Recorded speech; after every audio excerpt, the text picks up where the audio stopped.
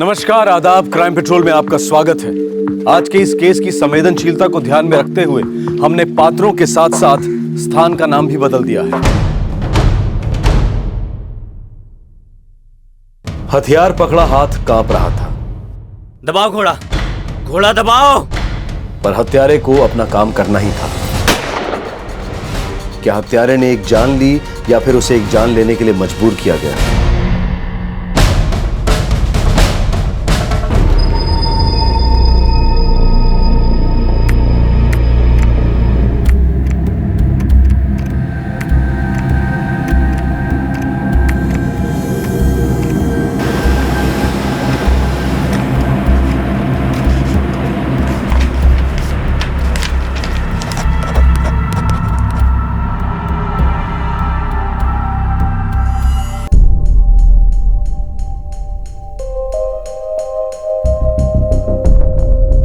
अरे आज बड़ी जल्दी चल दी कॉलेज के लिए। अरे हाँ, कुछ एक्स्ट्रा लेक्चर्स हैं।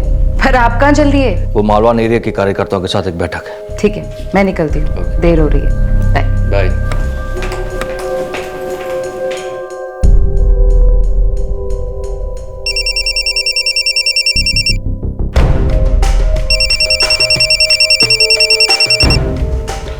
हेलो, मालवान एरिया पहुंच चुके हैं। ठीक है, हम निकल रहे हैं अभी। हम साथ चलें? ना, जरूरत नहीं है। नरेश भैया, हम तो यहाँ आपके ही कहने पर आए हैं ना। सफाई देने की जरूरत नहीं है। और एक बात कान खोल के सुन लो, अब हमें तुम्हारी जरूरत नहीं है, समझे?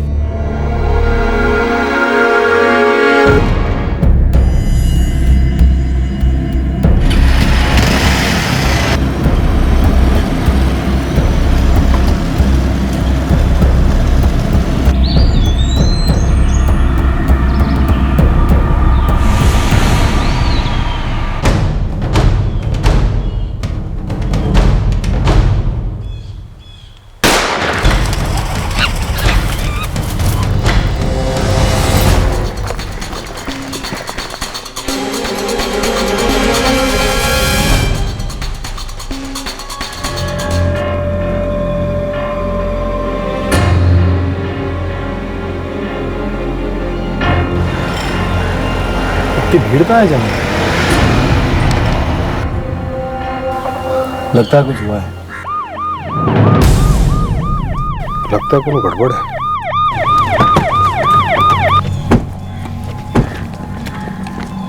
चलो हटो हटो हटो, पीछे हटो। ये आप इन्हें नहीं पहचानते? नरेश जी हैं, अपने नरेश जी। नरेश शर्मा, आईपीपी जिला अध्यक्ष।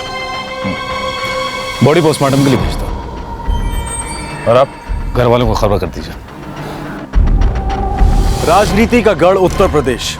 यहां फतेहपुर से 20 किलोमीटर दूर मालवा रोड पर राजनेता नरेश शर्मा की गोली मारकर हत्या कर दी गई। इस गोली की आवाज से कई दस्तक गूंज उठी। कुछ दस्तक पुलिस को मंजिल की राह दिखा रही थी और कुछ पुलिस को गुमराह कर रही थी। दरअसल हम कोनो काम से मालवान गए थे। जयेश नाथ जी भी हमारे साथ थे। जब हम फतेहपुर लौट रहे थे तो रास्ते में देखा कि भीड़ जमा है। उतर कर देखे तो मिस्टर नरेश शर्मा के साथ करीबी रिश्ता था आपका? जी, परिवार की तरह थे। भाई से भी बढ़कर मानते थे हमको। 20 साल से उनके घर में आना जाना था। मालवान में उनकी कुछ जमीन है, उस पर कंस्ट्रक्शन का काम कराना चाहते थे। ये जयेश नाथ जी कॉन्ट्रैक्टर हैं, यही वो काम करने वाले थे। मिस्टर नरेश शर्मा मालवान आ रहे थे या जा रहे थे? कुछ खास काम था उनको? जा रहे थे या आ रहे थे हमें नहीं मालूम। हमें तो ये भी नहीं पता कि उनका मालवान जाने का कोई प्रोग्राम था। हमेशा हर बात हमें बताते थे, पर इस बार तो अजीब है कि उन्होंने हमें कुछ नहीं कहा।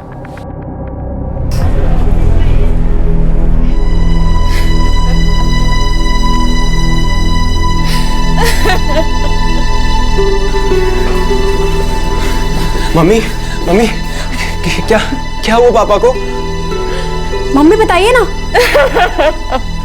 मनोज चाचा, आप बताइए ना क्या हुआ है? बेटा, मर्डर हो गया है तुम्हारे पापा का। क्या? कैसे? डॉक्टर साहब, हमारे नेताजी का शव कब तक मिलेगा? कृपा करके आप लोग शांति बनाए रखिए। पोस्टमार्टम चल रहा है और ये हॉस्पिटल है, यहाँ दूसरे पेशेंट भी हैं। देखिए वो हमारे नेताजी हैं, हमें उनका शव देखना है। मैंने अभी अभी आपसे क्या कहा, पोस्टमार्टम जारी है, एक बार पोस्टमार्टम खत्म हो जाने दीजिए, फिर उनका शव उनके परिवार वालों को सौंप दिया जाएगा।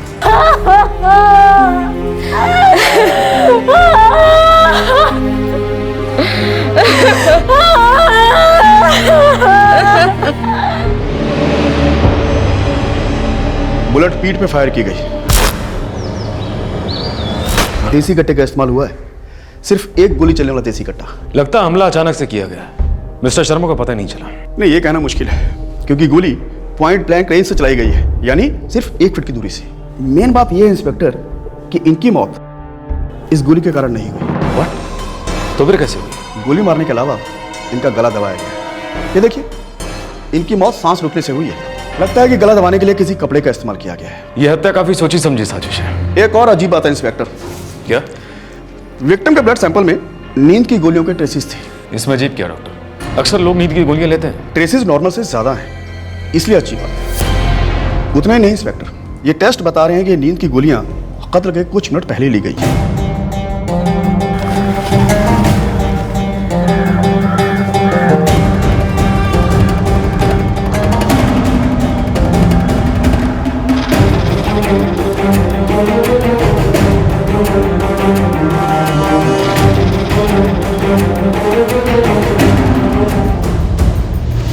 जी नहीं, ना ही कोई घाव का निशान है और ना ही कोई झड़प का निशान है।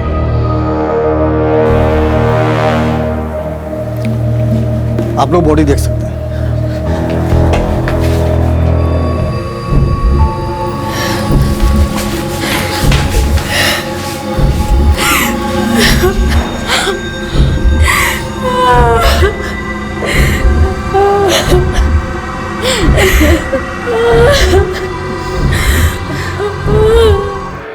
सर हम मर्डर स्पॉट की सारी छानबीन कर रहे हैं, लेकिन अभी तक ना कोई कट्टा मिला और ना ही कोई गोली।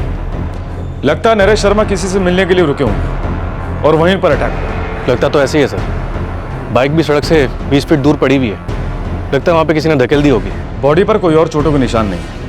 अगर बाइक चलाते हुए गोली लगी होती तो गिरने के बाद और भी चोटों के निशान होते। गोली पॉइंट ब्लैंक पर चलाई। हमसे कह के गए थे कि मालवान जा रहे, पार्टी कार्यकर्ताओं से मिलने। किसी का नाम लिया था उन्होंने? इतना ही कहा था कि कार्यकर्ता से मिलने जा रहे हैं। निकलने के 2 मिनट पहले एक फोन आया था साहब उनको।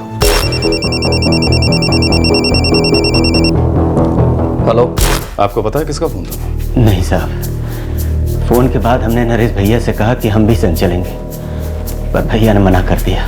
तो आप भाई हैं उनके? वो हमारे पिता समान थे साहब, वैसे हम उनके दूर के रिश्तेदार हैं। मिस्टर नरेश शर्मा की बॉडी कल तक मिल जाएगी, बस कुछ फॉर्मेलिटीज है। जैसी खत्म हो जाएंगी थाने से फोन आ जाएगा, एम्बुलेंस गाड़ी जो भी है वो लेकर आ जाएगी। मालवान में कार्यकर्ताओं की बैठक आज सुबह? नहीं सर, नरेश जी के शेड्यूल में ऐसा कुछ नहीं था। शायद अपने आप किसी से मिलने गए हों, किसी पॉलिटिकल लीडर से या फिर किसी गुट से। नहीं सर, हमें ऐसी कोई जानकारी नहीं है, लेकिन आज तक ऐसा कभी नहीं हुआ कि नरेश जी ने कोई भी मीटिंग की हो और उसकी जानकारी उन्होंने अमिताभ जी को न दी हो।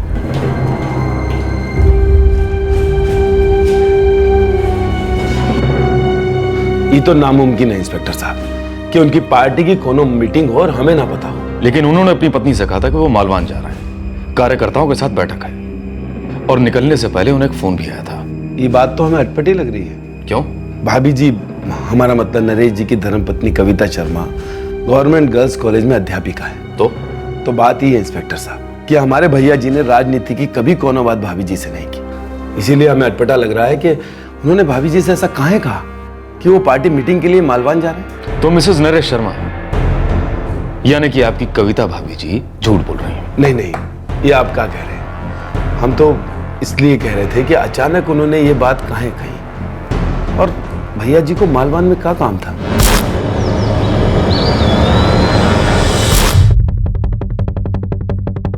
शायद यहाँ किसी से मिलने वाले थे, इसलिए बाइक रोककर इंतजार कर रहे थे। और जो भी बंदा आया था उनसे मिलने उसने बातों में लगाए रखा होगा, और हो सकता है दूसरा बंदा वहां उन झाड़ियों के पीछे छुपा हो। उसने वहां से नरेश शर्मा की पीठ पर गोली चलाई।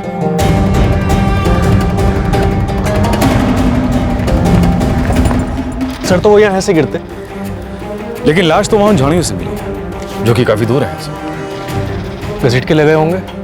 झाड़ियों में किसी का ध्यान इतनी आसानी से नहीं जाता।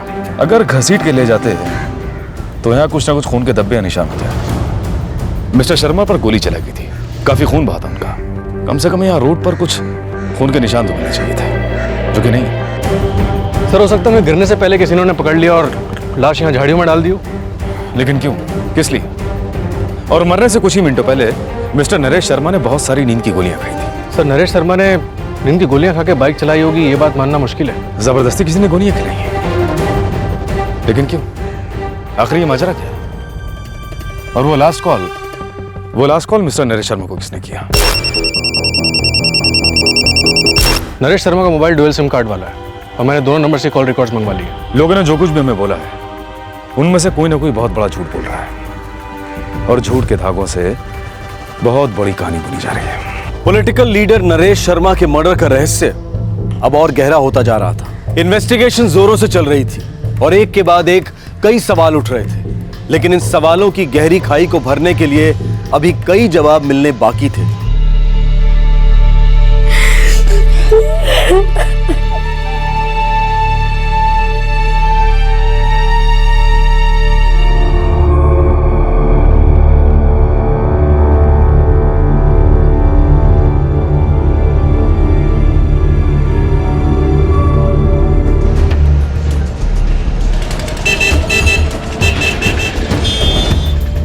नरेश जी को कौन नहीं जानता था साहब, और मेरे तो उनके साथ बहुत अच्छे संबंध थे। आप इसी नींद की गोलियां लेते थे? नहीं, कभी नहीं। खुद तो कभी नहीं खरीदे और न ही कभी उनके घर पे डिलीवरी हुई।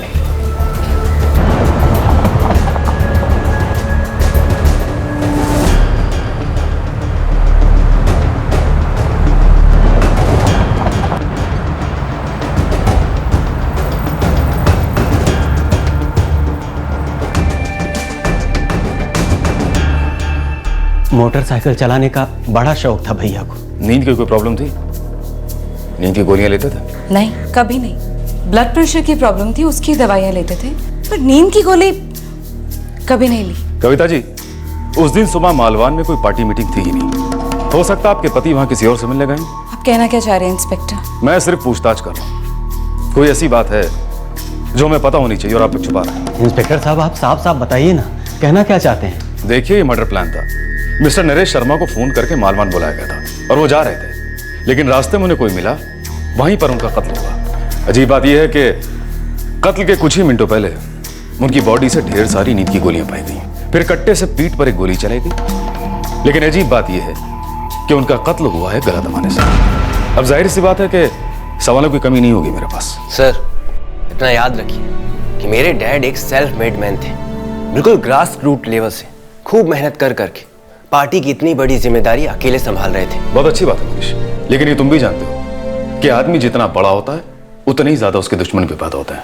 मैं मान ही नहीं सकता कि तुम्हारे डैड की किसी से दुश्मनी नहीं। क्या कभी किसी ने उनको जान से मारने की धमकी दी या कोई दुश्मनी?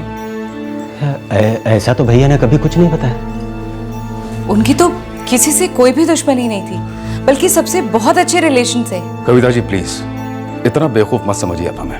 इंस्पेक्टर साहब, मैं आपसे कह रही हूँ ना, उनकी किसी से कोई दुश्मनी नहीं थी। आप कस्बे में जाकर किसी से भी पूछ सकते हैं, सबसे उनकी बहुत जमती थी।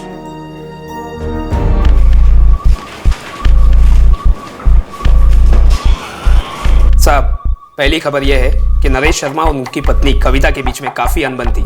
पार्टी वाले गुस्सा पुसर कर रहे हैं। किस बात को लेकर अनबन थी दोनों में? वो मनोज झा जो है। नरेश भैया, हम तो यहाँ आपके ही कहने पर आए हैं ना। अब हमें तुम्हारी जरूरत नहीं है, समझे? ये मनोज झा नरेश शर्मा का दूर का रिश्तेदार होने के अलावा कुछ और भी लेना देना था दोनों में? 10 साल से मनोज वहां पे रह रहे हैं उनके घर पे।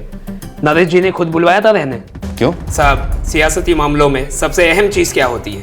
भरोसा। और आमतौर पर इंसान अपने खून के रिश्ते पर ही ज्यादा भरोसा करता है। तो इस खून के रिश्ते से भरोसा उठा कब? कुछ 1 आध साल पहले हुआ साहब, पर मनोज झा वहां से हिला नहीं, चिपका रहा। कुछ और? मालवान में एक बहुत बड़ी जमीन खरीदी थी नरेश शर्मा जी ने, कुछ बिल्डिंग बना रहे थे वहां पे, और फतेहपुर चौक मार्केट में एक रेडीमेड कपड़े की दुकान है उनकी। पार्टनर काफी तगड़ी पार्टी है उनका। कौन? कुरैशी साहब। दोनों के बीच में काफी अच्छी बनती थी, लेकिन 6 महीने पहले कुछ हुआ। क्या हुआ लतीफ, जल्दी बोलो। वो जो रेडीमेड कपड़े की दुकान थी, कुरैशी साहब को बेचनी थी और नरेश जी उसके खिलाफ थे। लेकिन नरेश शर्मा की पत्नी तो कह रही थी कि उनके पति की सिक में साथ पटती है, किसी के साथ कोई दुश्मनी नहीं थी। साहब, वो अमिताभ तिवारी है ना, उसके पेट में कई राज छिपे हैं। नरेश शर्मा जी के सबसे करीब वही तो थे।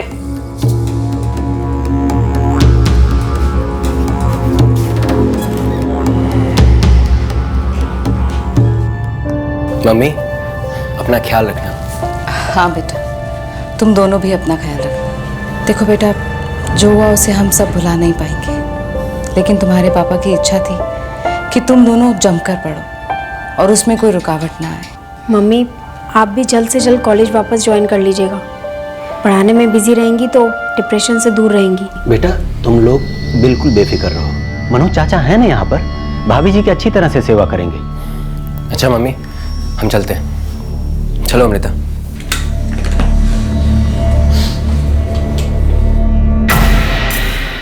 वैसे ये वक्त ठीक नहीं है ये बात करने का, लेकिन ज़रूरी है, बाद में बहुत मुश्किल होगी।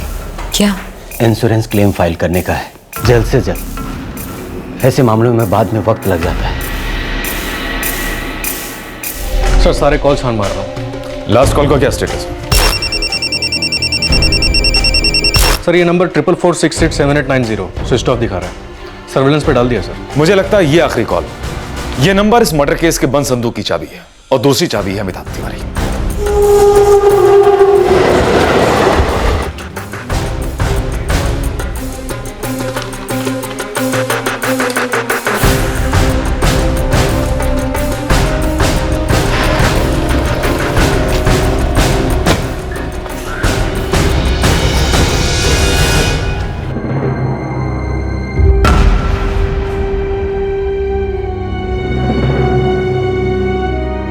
जी हाँ इंस्पेक्टर साहब, आपकी खबर बिल्कुल करेक्ट है। भैया जी नहीं चाहते थे कि मनोज झा उनके साथ काम करे। क्यों?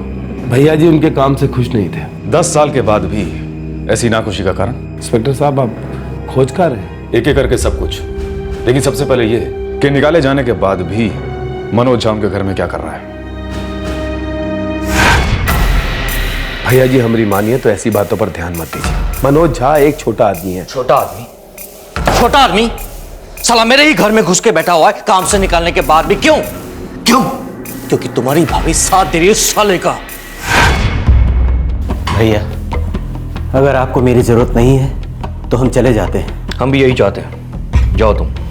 मनोज चलिए बैठिए, खाने के बीच में से इस तरह से नहीं उठते। चलिए बैठिए और खाना खाइए। और जी अब इन्होंने ऐसा क्या किया, क्यों जाएंगे ये घर छोड़कर? क्योंकि हम कह रहे हैं इसलिए। मनोज यहाँ से कहीं नहीं जाएंगे। ये भी कोई बात हुई? हर बात पे आपकी मनमानी नहीं चलेगी। 9 साल पहले आप खुद इन्हें यहाँ लेकर आए थे। पार्टी की, इस घर की सारी जिम्मेदारियां इन्होंने संभाली हैं, और आज अचानक आप कह रहे हैं चले जाओ।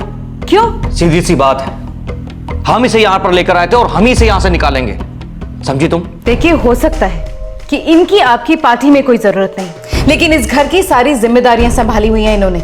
हमें इनकी जरूरत है, हम इन्हें कहीं नहीं जाने देंगे।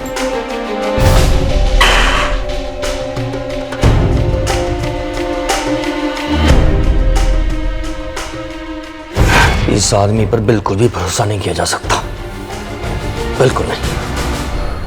भैया जी कोनो परेशानी है, कोनो बात का डर है तो आप हमसे कहिए ना, हम है ना। कौन सी परेशानी और किस बात का डर था मिस्टर नरेश शर्मा को कि वो मनोज झा को दूर करना चाहते थे? देखिए इंस्पेक्टर, कुछ बातें बहुत नाजुक होती है, बोलना तो दूर सोची भी नहीं जा सकती। पुलिस के लिए नहीं, हम सोचते भी हैं और बुलवाते भी हैं। तो सबसे पहले आप ये बोलिए कि कविता जी का मनोज झा के साथ कुछ चक्कर चल रहा था? देखिए इंस्पेक्टर, ऐसी कोनो बात कभी खुलकर सामने तो नहीं आई, लेकिन हाँ भैया जी इस बात को लेकर काफी परेशान रहते थे। लेकिन असली डर किस बात का था? यही कि मनोज झा उनकी जगह ले लेगा। कहाँ की जगह? अब घर और पॉलिटिक्स अलग तो नहीं है इंस्पेक्टर। क्या वाकई मिस्टर नरेश शर्मा को इस बात का डर था कि मनोज झा उनका घर और उनका काम दोनों के लिए खतरा बन गया? डर तो डर होता है, और अक्सर असलियत से उसका कोनो वास्ता नहीं होता।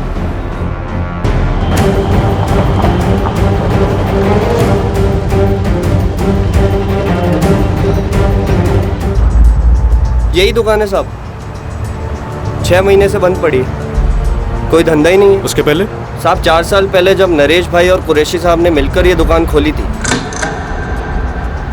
तो उस समय तो मतलब लक्ष्मी जी मेहरबान हो गई थी। मतलब पूरे मार्केट में इकलौती ऐसी दुकान थी जहाँ दूर दराज से लोग कपड़े खरीदने आते थे।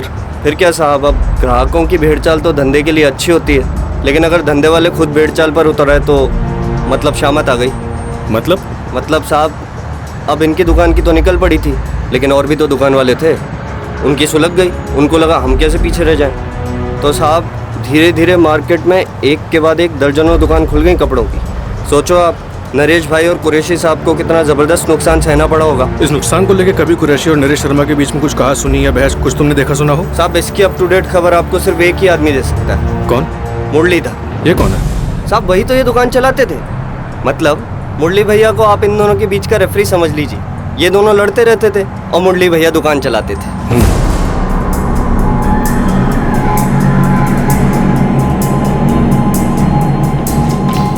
मुझे इंश्योरेंस कंपनी से मिला पुलिस क्लियरेंस की जरूरत है। औपचारिक है साहब, हर इंश्योरेंस कागज पर पुलिस क्लियरेंस लगता है। हत्या औपचारिक नहीं है। कविता जी, आपके पति जब सुबह सुबह मालवान के लिए निकल रहे थे तो निकलने से पहले उन्हें एक फोन कॉल आया था। आप ये बात कितनी बार दोहराएंगे इंस्पेक्टर साहब? तब तक दोहराऊंगा जब तक इस बात का पता नहीं चल जाता कि वो फोन कॉल किसने किया था। वो फोन कॉल मालवान रोड और आपके पति के बीच की कड़ी है। सबसे बड़ा सुराग है यह पता लगाने का कि मिस्टर नरेश शर्मा की हत्या किसने की, क्यों की, या फिर करवाई। यानी कि आपको हम पर विश्वास नहीं है? इसमें विश्वास ना करने जैसी कौन सी बात है? कोई बात नहीं, या फिर कुछ है? क्यों मनोज, कुछ है? कविता जी, आपके पति के घर की दिनचर्या और उनकी राजनीतिक दिनचर्या के बारे में अमिताभ तिवारी को सब कुछ मालूम रहता था, लेकिन इस मालवान मीटिंग के बारे में उन्हें भी कुछ नहीं पता था। शायद नरेश भैया ने बताया नहीं होगा। क्यों? भरोसा उठ गया होगा अमिताभ तिवारी पर से। ठीक उसी तरह जिस तरह से आप पर से उठ गया था। साफ साफ शब्दों में आपको उस घर से जाने के लिए कहा, लेकिन तो भी आप गए नहीं। जान सकता हूं कि शर्मा परिवार से आपको क्या खास लगा हुआ है? अब समझी, गंदी और भद्दी अफवाहों पर पुलिस भी विश्वास करने लगी। बेबुनियाद है इंस्पेक्टर साहब ये सारी बात, कोई सच्चाई नहीं इन अफवाहों में। कमाल, मेरे साथ शुरू करने से पहले ही आप लोग सारे काम पा तक पहुंचाते हैं। अगर ये बातें बेबुनियाद हैं, झूठ है, तो फिर आप दोनों में इतना टेंशन क्यों है? प्रताप, मुझे मनोज झा और कविता शर्मा दोनों के सेल्फ रिकॉर्ड चाहिए। उनके हर एक कॉल को स्कैन करो, एवरी सिंगल कॉल। जी सर। सर एक और बात, उस मुरलीधर का कॉन्टैक्ट मिल गया है जो कुरैशी और नरेश शर्मा की दुकान चलाता था। वही दुकान जिसको बेचने को लेकर इन दोनों के बीच में झगड़ा हुआ था। ठीक है, मुरलीधर को थाने ले।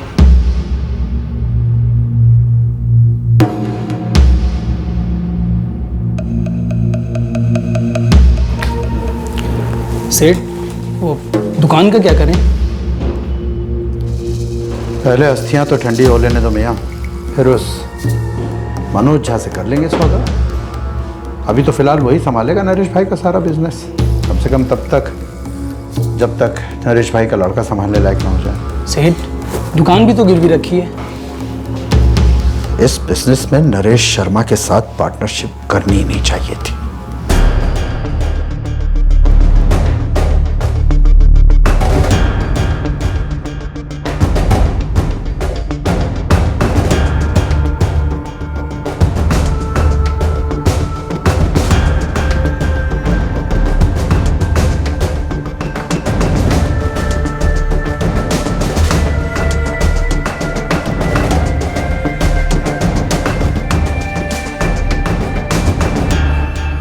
सर, जब बिजनेस शुरू किया था दोनों एकदम सगे भाइयों की तरह रहा करते थे।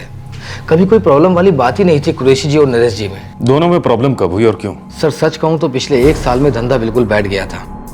एक तो नरेश जी का अपना कंस्ट्रक्शन का बिजनेस और ऊपर से कुरैशी जी के अपने 4-6 बिजनेस हैं। ध्यान दोनों का ही नहीं था बिजनेस के ऊपर। और कंपटीशन, पिछले 1 साल में 6-7 दुकानें और आई हैं। झगड़ा किस बात से हुआ? सर कुरैशी जी चाहते थे कि हम दुकान और धंधा किसी और को बेच दें, और नरेश जी चाहते थे कि दुकान को ना बेचकर हम मार्केट में टिके रहें। जब धंधा बिल्कुल चल नहीं रहा था तो नरेश शर्मा दुकान बेचना क्यों नहीं चाहते थे? सर नरेश जी दुकान बेच नहीं सकते थे। उन्होंने दुकान गिरवी रखकर मार्केट से कुछ रकम उठाई थी अपने कंस्ट्रक्शन के बिजनेस के लिए। सर कविता शर्मा और मनोज झा के फोन रिकॉर्ड से ऐसा कुछ नहीं मिला जो नरेश शर्मा की हत्या की साजिश की तरफ इशारा करते हो। शायद इनके फोन कॉल साजिश की तरफ इशारा नहीं कर रहे, पर साजिश तो है, एक गहरी साजिश, जिसके तहत नरेश शर्मा को एक जगह बुलाया गया जहां उसे गोली मार दी गई। हेलो। ऊपर से उसके पेट में नींद की गोलियां कहां से आ गई? प्रताप, यकीनन साजिश तो है। सर ये नंबर 44468789 अभी भी स्विच ऑफ दिखा रहा है, लेकिन सर्वेलेंस जारी है सर, कल तक रिपोर्ट आ जानी चाहिए। नरेश शर्मा का मर्डर केस पुलिस के लिए एक चैलेंज बन गया था। हत्यारे तो दूर, हत्या के कारण की तरफ भी कोई इशारा नहीं दिख रहा था। और फिर अचानक एक दस्तक गूंज उठी, और ये वो दस्तक थी जो मरहूम नरेश शर्मा ने अपनी हत्या से पहले खुद दी थी। मैं आपको यह सूचित करना चाहता हूं कि मेरी जान को खतरा है। मुझे जान से मार डालने की साजिश रची जा रही है। मेरा ex business partner M A Qureshi और LN party leader Majid Salahuddin और कुछ बैंक अधिकारी शायद मेरी जान लेने की कोशिश करेंगे। मुझे काफ़ी डर लग रहा है, जीना मुश्किल हो गया है। मुझे सुरक्षा प्रदान करें तुरंत।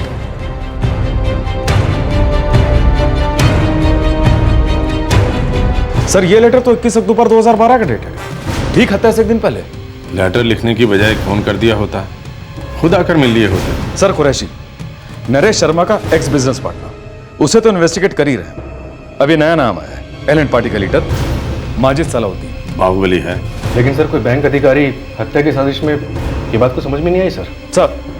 हमें नरेश शर्मा की पत्नी कविता शर्मा पर भी शक है, और उनका एक दूर का रिश्तेदार है मनोज झा, उस पर भी। सर हमें लगता है कि दोनों शामिल हैं इसमें। लेकिन नरेश के लेटर में इन दोनों का जिक्र नहीं है। हो सकता है कविता और मनोज झा का मामला इन्वेस्टिगेशन को गुमराह करने की कोशिश भी हो सकती है। मिस्टर नरेश शर्मा ने अपनी मौत के एक दिन पहले पुलिस प्रोटेक्शन के लिए चिट्ठी लिखी थी, और ना ही मनोज झा और ना उनकी वाइफ को उनके जान के खतरे के बारे में कुछ मालूम था, और ना ही उनके खास कार्यकर्ता अमिताभ तिवारी ने इस बात का जिक्र किया। तो क्या इन तीनों को जान के खतरे वाली बात नहीं मालूम थी, या फिर मालूम थी और जानबूझकर हमसे छुपा रहे हैं?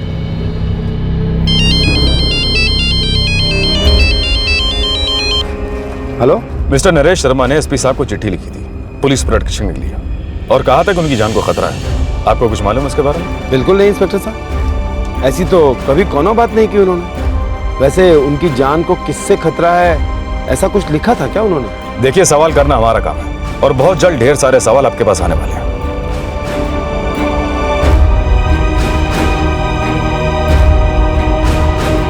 एक बात बार बार मेरे दिमाग में घूम रही है, क्या ये चिट्ठी वाकई नरेश शर्मा ने लिखी है? ये चिट्ठी भी किसी साजिश का हिस्सा है? ये चिट्ठी जाली है?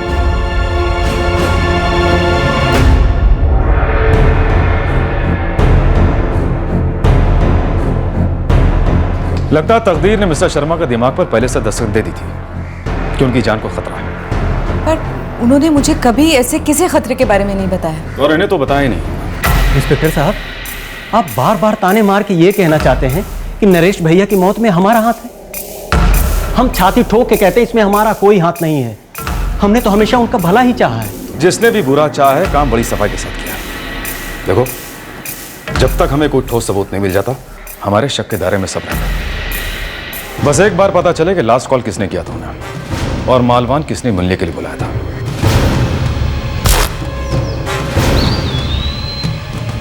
उनकी चिट्ठी में किसी बैंक अधिकारी का जिक्र है।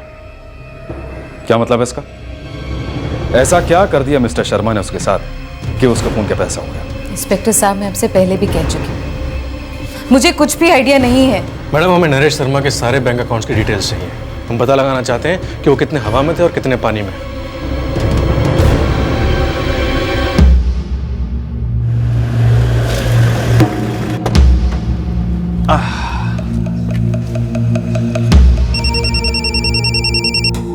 हेलो। माजी साहब सलाम।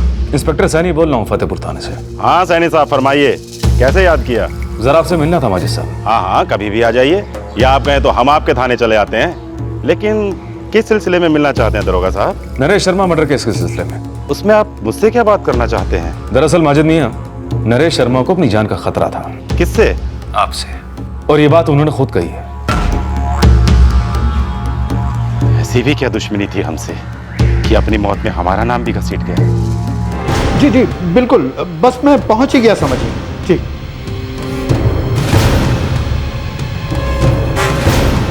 एक तो इतना बड़ा धोखा किया हमसे, और अब अपनी मौत में भी फंसा रहा है ये आदमी। अब ये बैंक का माजरा क्या है? हमें क्या पता, हमसे तो बात ही करना बंद कर दिए थे। हर बात के लिए अमिताभ तिवारी ही याद आता था भैया को, उसी को पता होगा।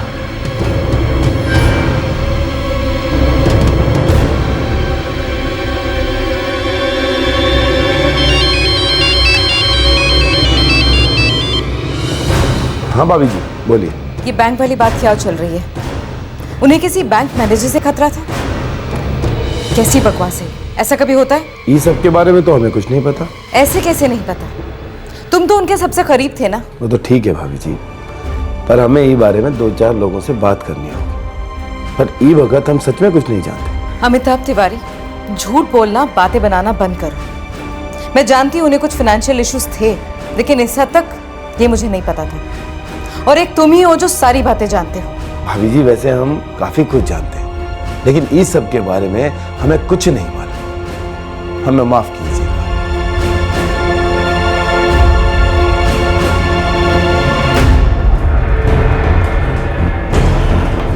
नरेश शर्मा के हर एक बैंक अकाउंट स्कैन किए, कुछ नहीं मिला। फिर वो बैंक से धमकी की बात? सर लोन तो था उस पर, टोटल 60 लाख, सूद समेत कुछ 1 करोड़ के लगभग। प्रताप, 1 करोड़ बहुत बड़ी रकम होती है। हो सकता है बैंक वाले उसके पीछे लगे हों पैसा लौटाने के, और हो सकता है बैंक ने जान से मारने की धमकी भी दी। सर हो सकता है धमकी किसी और ने दी और ट्रिगर दबाने वाला हाथ कोई और हो। और हो सकता है ट्रिगर दबाया ना गया हो, बल्कि किसी ने दबाने पर मजबूर किया हो। और उधर नरेश शर्मा की पत्नी कहती है कि उनकी किसी से दुश्मनी थी ही नहीं, एक से भी नहीं। उनकी किसी से कोई दुश्मनी नहीं थी। आप कस्बे में जाकर किसी से भी पूछ सकते हैं, सबसे उनकी बहुत जमती थी। और हम जितना खोद रहे हैं ना, एक से बढ़कर एक दुश्मनियां, अनबन, झगड़े निकलते जा रहे हैं। और हाँ, घर पे भी शांति नहीं थी। एक खास आदमी को दूर करने पर तुले हुए थे। और तो और मिस्टर नरेश शर्मा के अनुसार कुछ बैंक अधिकारी उन्हें मौत की धमकी दे रहे थे, और ऊपर से नींद की गोलियों वाला रहस्य, कट्टे से चलाई गई गोली और गला दबाकर की गई हत्या। अजीब सी खिचड़ी बनती जा रही है प्रताप। हेलो सर, 44468789 वो नंबर ट्रैक हो गया। हेलो, किसका है? सर, नरेश शर्मा का। नरेश शर्मा खुद? यस सर, वो सिम कार्ड नरेश शर्मा के नाम पर ही रजिस्टर्ड है, एड्रेस भी उन्हीं का है। Sir SIM card Naresh Sharma का ही है और एड्रेस भी उसी का है, 44468789। कोई बहुत बड़ा खेल खेला जा रहा प्रताप। कोई झूठ बोल रहा है, कोई कहानियां बना रहा है, और किसी ने किसी को ट्रिगर दबाने पर मजबूर किया है। नहीं इंस्पेक्टर साहब, उनके सिर्फ 2 ही नंबर थे और वो दोनों आप जानते हैं। मालवान के लिए निकलने से पहले मिस्टर शर्मा को जिस नंबर से फोन आया था, वो नंबर उन्हीं के नाम पर रजिस्टर है। एड्रेस यहीं का। कोई गेम खेल रहा है इंस्पेक्टर साहब हमारे साथ। हमें भी यही शक है। जरूर उनका कोई दुश्मन है। दुश्मन मिस्टर शर्मा का। अपनी बात से पलट रही हैं मैडम आप। इंस्पेक्टर साहब, पहले मुझे भी ऐसे ही लगता था कि उनका कोई दुश्मन नहीं है, लेकिन अब लग रहा है कि जरूर कोई ना कोई दुश्मन है, और वो दुश्मन दोस्त के भेष में छुपा है।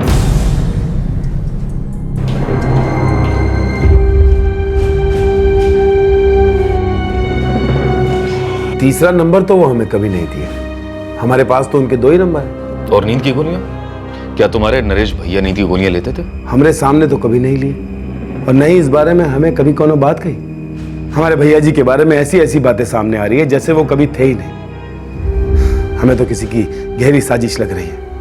कोनो हमारे भैया जी के खिलाफ षड्यंत्र कर रहा है। हम हर षड्यंत्र का पर्दाफाश करने की कोशिश कर रहे हैं, लेकिन कत्ल से पहले पुलिस को गुमराह करने का अलग नया सा प्लान तैयार है।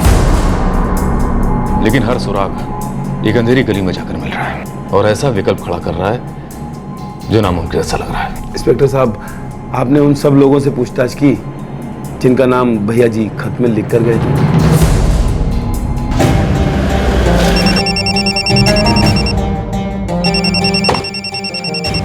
हेलो, नरेश शर्मा और माजिद सलाउद्दीन दोनों अलग अलग पार्टियों के बाहुबली रहे। दुश्मनी तो स्वाभाविक है सर।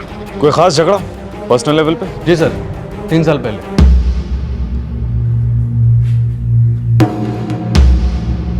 तीन साल पहले की बात है। हमने नरेश शर्मा को म्युनिसिपल चुनावों में हरा दिया था। क्या यही एक कारण है? जो नरेश शर्मा ने आपके खिलाफ थाने में एनसी लिखाई? सैनी साहब, सियासी मामलों में छोटी से छोटी हार मायने रखती है और हर हारने वाले को जीतने वाले की सांस भी एक साजिश नजर आती है और जीतने वाले को भी ये खौफ रहता है कि हारने वाला कहीं उसकी जान का दुश्मन ना बन जाए। क्या आपको उनसे खतरा था या उनको आपसे? हम पार्टी लीडर हैं कस्बे के, आवाम की नुमाइंदगी करते हैं। नरेश शर्मा भी हमारे ही जैसे थे, हमारी टक्कर के थे और हम जैसे लोग सियासी दुश्मनियां इतनी खुलकर भी नहीं निभाते। सैनी साहब, आपको एक बात बताता हूं सैनी साहब, मैं और नरेश जी पक्के सियासी दुश्मन थे और सियासी दुश्मनियां चुनावों में जमकर निभाई जाती हैं। ये गोली वोली चलाकर जान से मार देना, इसमें कोई मजा नहीं है। वो भी यही चाहते थे कि वो हमें चुनाव में हराएं। हम एक दूसरे पर बंदूक कभी नहीं उठाते ना। तो फिर नरेश शर्मा पर बंदूक उठाई किसने? अब ये पता करना आपका काम है साहब। वैसे इन सब चीजों का हमसे कोई ताल्लुक तो नहीं है, लेकिन एक नागरिक होने के नाते खबर दे रहा हूं आपको। कहिए, मैं सुन रहा हूं। हाल ही में नरेश शर्मा कर्ज में बहुत डूबे हुए थे। जब से वो ये कंस्ट्रक्शन लाइन में आए, नुकसान ही नुकसान हो रहा था उनका और इस घाटे की वजह से वो काफी परेशान रहते थे। एक सियासी दुश्मन होने के नाते मुझे इस बात की खबर थी, तो आपको दे रहा हूं। अब आगे आप देखिए।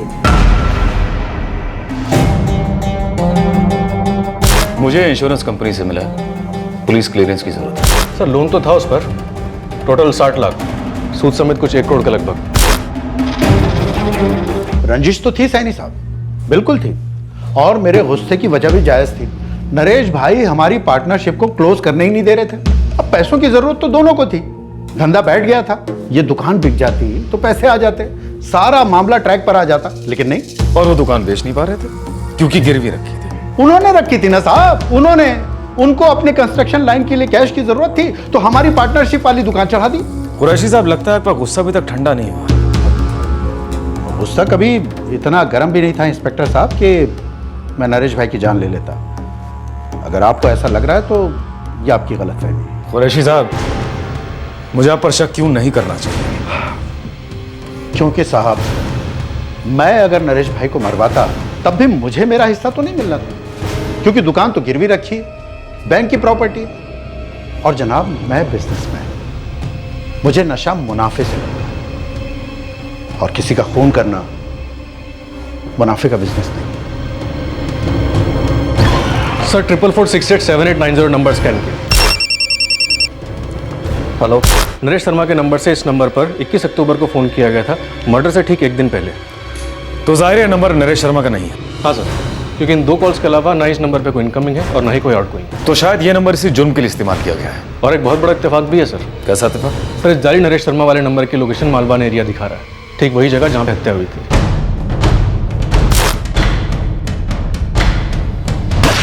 सर, मैंने हैंडसेट का IMEI नंबर मंगवाया है, इससे शायद हमें हैंडसेट यूज करने वाले तक को लीड मिले। हमें एक केस उल्टे पैर चलते चलते क्रैक करना होगा। मुझे लगता है कुरैशी और सलाउद्दीन दोनों अंधी गनियां हैं, जहां जानबूझकर हमें ढकेला गया है। आप सही कह रहे हैं सर, क्योंकि हमारा खबरी नेटवर्क और सेलफोन रिकॉर्ड्स इन दोनों के इन्वॉल्वमेंट कहीं से भी नहीं दिखा रहे। तो अब बचे हुए bank officials. Sir, Naresh Sharma ने पीपल्स बैंक से 20 लाख का लोन लिया था कुछ 2 साल पहले, और उसके बाद कई दूसरे बैंक से दूसरे लोन्स भी लिए गए।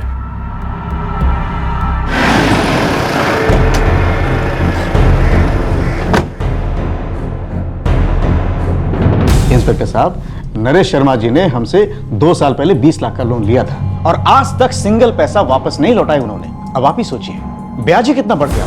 इसलिए आपने अपने रिकवरी एजेंट छोड़ दिए उन पर। वो कोई चाय वाला या रिक्शा चालक नहीं था, एक पॉलिटिकल पार्टी का लीडर था। और ऐसे लोगों के साथ हमारे जो रिकवरी के एजेंट होते हैं ना, बड़े अदब से, बड़े प्यार से पेश आते हैं। हमारे रिकवरी एजेंट प्यार से समझा रहे थे कि वो लोन चुका दें, लेकिन उनका बिजनेस जो है कंस्ट्रक्शन का, वो काफी खस्ता चल रहा था। मालवान में उनकी कुछ जमीन है, उस पर कंस्ट्रक्शन का काम कराना चाहते थे। ये जयेश नाथ जी कॉन्ट्रैक्टर है, यही वो काम करने वाले थे। दूसरों बैंकों के भी लोन थे उन पर। वही तो जड़ थी, नरेश शर्मा साहब ने कभी डिक्लेयर ही नहीं किया था। ये बात तो हमें दूसरे सूत्रों से पता चली। तो उन सूत्रों ने और आपने मिलकर बड़ी तमीज के साथ मिस्टर नरेश शर्मा को जान से मारने की धमकी देना शुरू कर दी। देखिए इंस्पेक्टर साहब, हम बैंक हैं, कोई माफिया ग्रुप नहीं है या गुंडा नहीं है। हम नोटिस भेजते हैं। भाई, हमारा नुकसान हो रहा था तो हम उसको रोकने की कोशिश कर रहे थे। हाँ, जरूर हम उन पे रिकवरी के लिए प्रेशर डाल रहे थे, लेकिन नरेश शर्मा साहब के मौत ने हमारा परमानेंट नुकसान करवा दिया ना। वो कैसे? वो लेटर जो आप लोगों को लग रहा है कि नरेश साहब ने एसपी साहब को लिख करके भेजा है, जिसमें वो बैंक ऑफिशियल्स का जिक्र भी किया गया है, यही मर्डर प्लान में।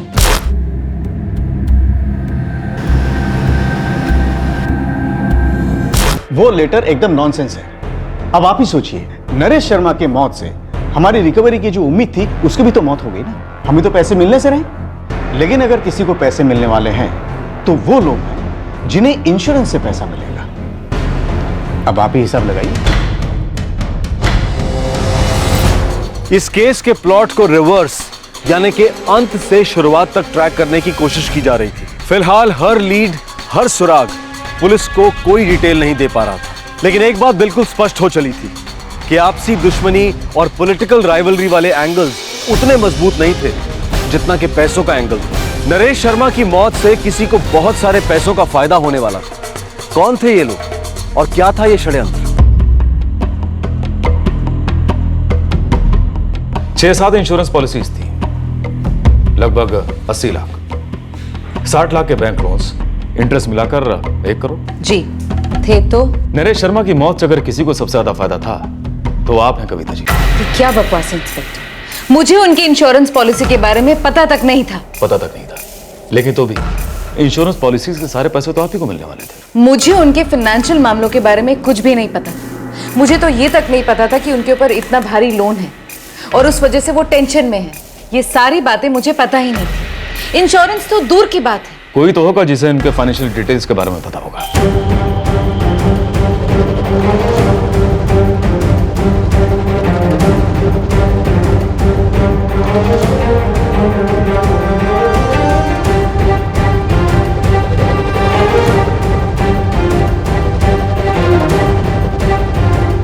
ये क्या इंस्पेक्टर साहब, ये ढूंढते ढूंढते मिल गए बाई चांस कागजात। ठीक तभी लग बाई चांस मिले जब नरेश शर्मा की हत्या की गई थी। ये क्या कह रहे हैं आप? अरे नरेश भैया के जाने के बाद कागजात ढूंढना बनता था ना, तो देखते देखते मिल गए।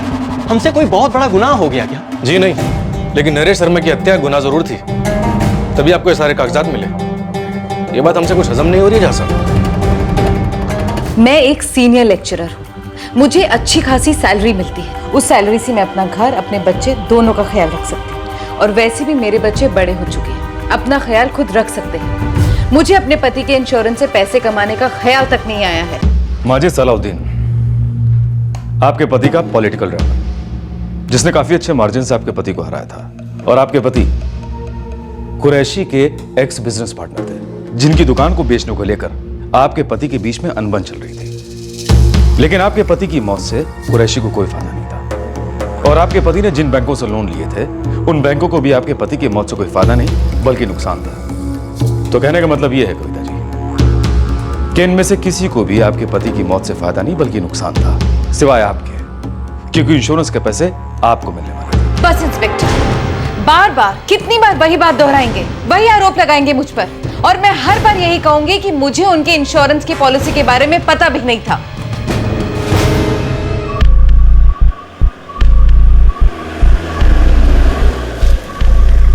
कोई खबर? गोरखपुर से लेकर कलकत्ता तक पूरी सुपारी गैंग में मालूम करवाया, लेकिन कोई खबर नहीं। सुपारी का डाउट है साहब। कट्टे बेचने वाले से मालूम किया? सर कट्टे बेचने वाले तो सब जानने वाले हैं, उनने भी साफ साफ बोल दिया कि कोई भी नया ग्राहक नहीं आया। इस्तेमाल तो कट्टा ही हुआ है। पुराना कट्टा है सर, लेकिन दबाने वाले हाथ नए, 2-2 हज़ार में मिलते।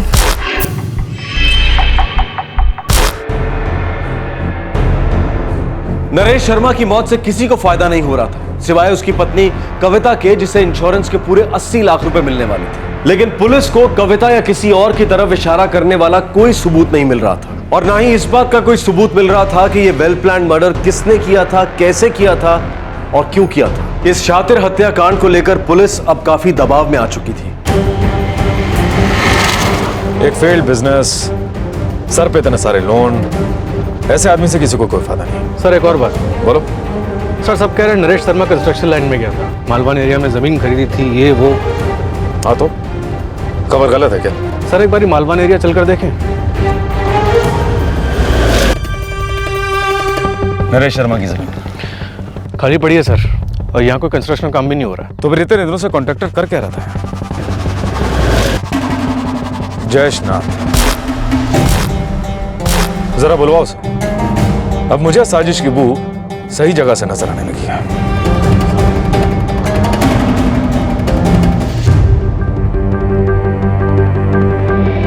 तुम नरेश शर्मा के कॉन्ट्रैक्टर थे, लेकिन उस जमीन पर एक पत्थर भी नहीं था। काम तो शुरू ही नहीं हुआ था वहां। कैसे शुरू होगा? माल मजदूरी उन सब के लिए पैसा लगता है। नरेश भैया बोलते रहे कि पैसा आने वाला है, पैसा आने वाला है, पर पैसा कभी आया ही नहीं। 22 अक्टूबर को तुम मालवान में क्या कर रहे थे, जिस दिन नरेश शर्मा की मौत हुई?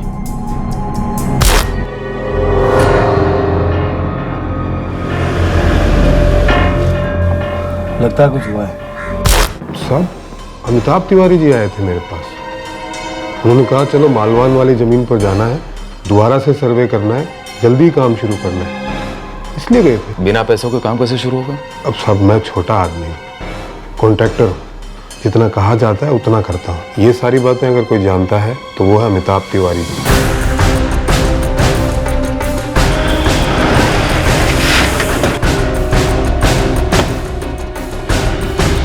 तकरीबन 1 हफ्ता पहले भैया जी हमसे कहे थे कि पैसे आ जाएंगे, तुम काम शुरू करो। बड़ी अजीब बात है, आप भी मालवान जा रहे थे और मिस्टर नरेश शर्मा भी मालवान जा रहे थे, लेकिन आपको इस बात की भनक तक नहीं थी, जबकि आप सबसे खास कार्यकर्ताओं में से एक हैं, पर्सनल लेवल पर भी।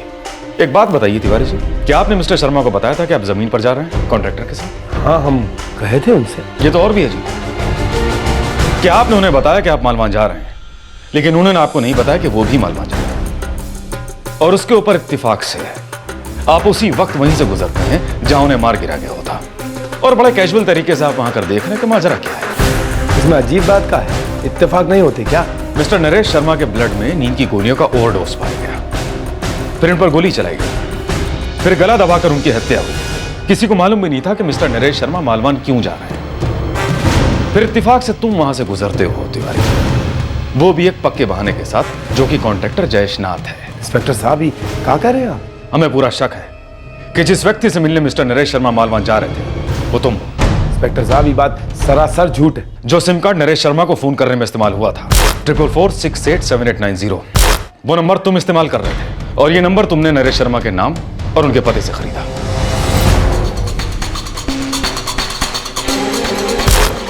सर, उस मोबाइल फोन का IMEI नंबर ट्रैक डाउन हो गया है, जिससे नकली नरेश शर्मा का फोन नंबर 44468789 इस्तेमाल हो रहा था। कौन सा नंबर? 4457878689। किसका?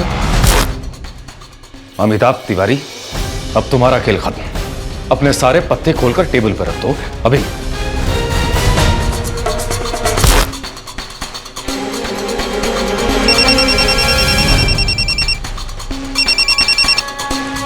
हेलो भैया जी, हम मालवान एरिया पहुंच चुके हैं। हम भी निकल रहे हैं।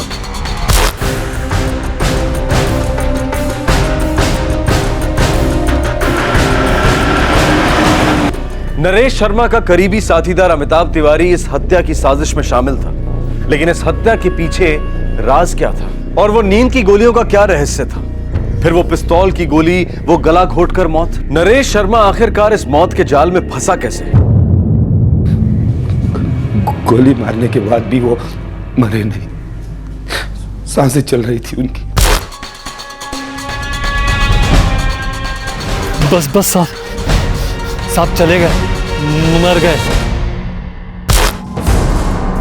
और वो नींद की गोलियां? उसके साथ हमारा कोई लेना देना नहीं है। भैया जी शायद घर से खाकर आए थे।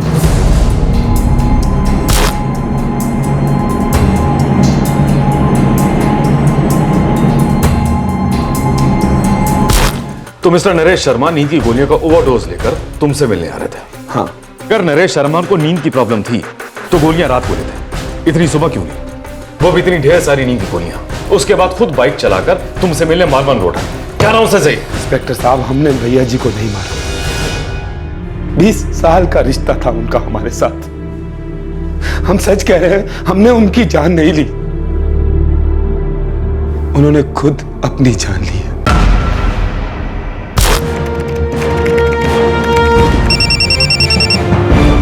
हेलो,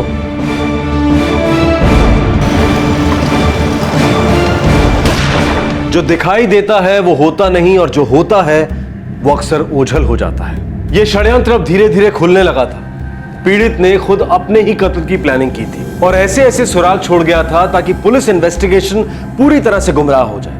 हर गलत सुराग को बहुत ही चालाकी से बोया गया था। सब कुछ भैया जी के कहने पर ही हुआ। ये सारा प्लान उन्होंने ही बनाया था।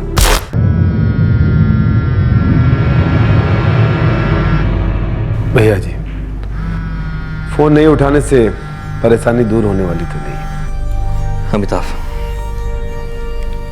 क्या जवाब दे? हमारे पास कहने के लिए कुछ नहीं बचा है। हमारा दुकान गिरवी है, मकान गिरवी है, और ये बैंक वाले इन दोनों को जब्त करने की बात कर रहे हैं। वक्त वक्त की बात है भैया जी, धीरज रखिए, ये वक्त भी निकल जाएगा। नहीं अमिताभ,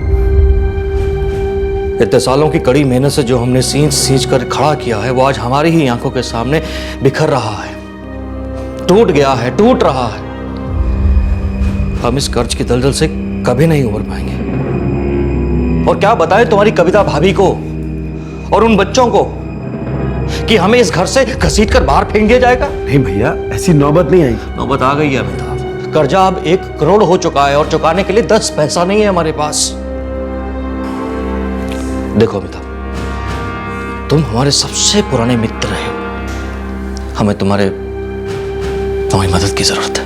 भैया जी, आप खुलकर बताइए, आप हुक्म कीजिए, जो आप कहेंगे हम वही करेंगे।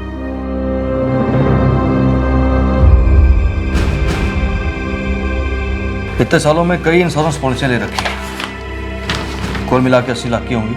भैया जी, हम समझे नहीं, आप कहना क्या चाह रहे हैं? इन पॉलिसियों से जो पैसा आएगा ना, उससे काफी कर्जा कम हो जाएगा। लेकिन भैया जी, जीवन बीमे का पैसा तो तभी मिले है जब हम मर जाएंगे। नहीं नहीं भैया जी, आप कहाँ ऐसा सोच रहे हैं? देखिए भैया जी, ऐसा ख्याल भी मत कीजिएगा। अमिताभ, मरना तो पड़ेगा हमें। हमारे मरे बिना ये पॉलिसियां कैश नहीं होंगी। भैया जी, हम तो समझ ही नहीं पा रहे, ऐसी बावली बातें काहे कर रहे हैं आप? लेकिन एक मुसीबत है कि हम आत्महत्या नहीं कर सकते। अगर हमने आत्महत्या कर ली तो ये रकम नहीं मिलेगी, इसलिए हमारी मौत किसी और के हाथों होनी होगी। मर्डर। हमने उन्हें समझाने की बहुत कोशिश की, गिड़गिड़ाए, हाथ पैर जोड़े उनके, लेकिन वो एक बार जो ठान लेते थे उसे कोई नहीं बदल सकता। हम उन्हें नहीं रोक पाए, मनमानी की उन्होंने। ये लो, तुम इसका इस्तेमाल करोगे और एक बार काम खत्म हो जाने के बाद इसे तोड़कर फेंक देना। अगर पुलिस ने ट्रेस कर भी लिया ना सिम कार्ड, तो नाम और पता हमारा ही निकलेगा। भैया जी, हम अपने हाथ से ये काम नहीं कर पाएंगे। तो फिर किसी ऐसे आदमी से करवाओ जो कभी पकड़ा ना जाए। ये क्या कह रहे हैं साहब? पूरे 10,000 रुपये मिलेंगे। लेकिन साहब, हमारे बड़े साहब नरेश भैया की। कुछ सोचने कहने की जरूरत नहीं है, तुम्हारे तक कोई नहीं पहुंचेगा। हमें माफी दे दो तिवारी बाबू, हमें बहुत डर लग रहा है। देखो, हम है ना, डरने की जरूरत क्या है? और 10,000 रुपये कोई छोटी रकम नहीं है।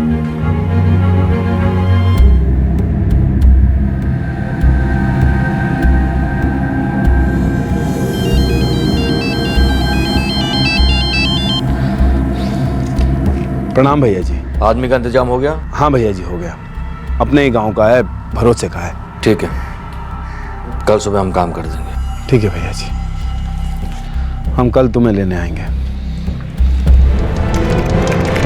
मैं आपको यह सूचित करना चाहता हूं कि मेरी जान को खतरा है। मुझे जान से मार डालने की साजिश रची जा रही है। मेरा ex business partner M A Qureshi और LN party leader Majid Salahuddin और कुछ बैंक अधिकारी शायद मेरी जान लेने की कोशिश करेंगे। मुझे काफ़ी डर लग रहा है, जीना मुश्किल हो गया है। मुझे सुरक्षा प्रदान करें जल्द से जल्द।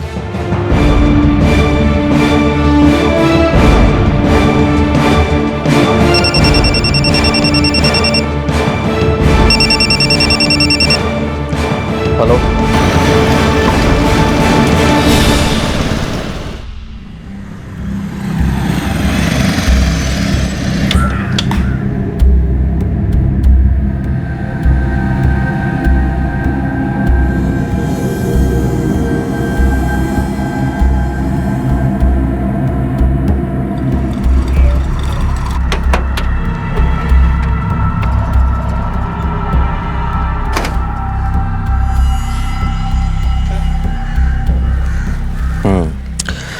तैयार?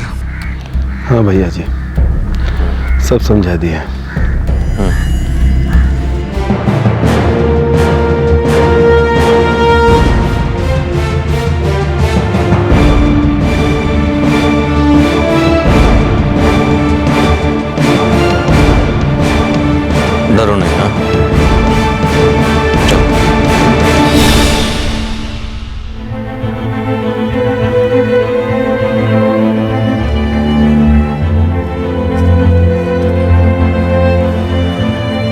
अरे इतना घबरा क्यों रहे हो भैया? चलाओ चलाओ, गोली चलाओ। सर माफी दे दो, हमसे नहीं हो रहा। चलो हम घूम जाते हैं, पीठ पे चला गोली। अरे हमने बहुत सारी नींद की गोलियां खा रखी हैं, हमें पता भी नहीं चलेगा। दबाओ घोड़ा दबाओ।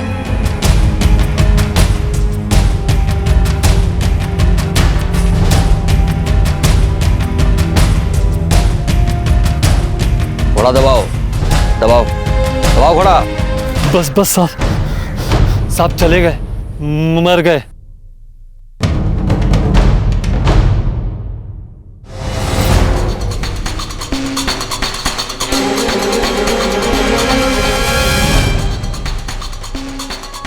अगली बस पकड़कर गांव निकल जा, और कोनों से कुछ कहा तो बाकी के पैसे तिवारी बाबू हम तुम्हारे घर भिजवा देंगे। अब निकलो यहाँ से। ठीक है।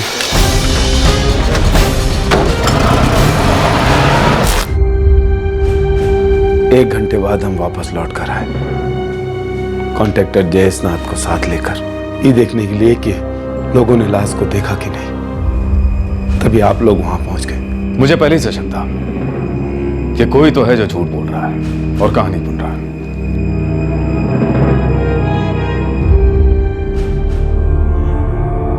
I don't believe this. पापा अपना खुद का मर्डर प्लान कैसे कर सकते हैं? उन्होंने एक बार भी मुझसे अपनी फाइनेंशियल प्रॉब्लम डिस्कस नहीं की। पता नहीं भरोसा नहीं था या फिर हमें परेशान नहीं करना चाहते थे। अगर मुझे जरा सा भी पता होता ना तो ये कर्जा बढ़ने नहीं देती।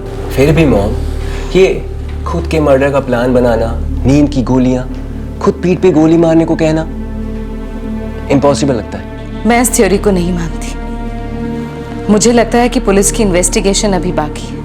जरूर कोई झूठ बोल रहा है, कोई गहरी चाल चल रहा है।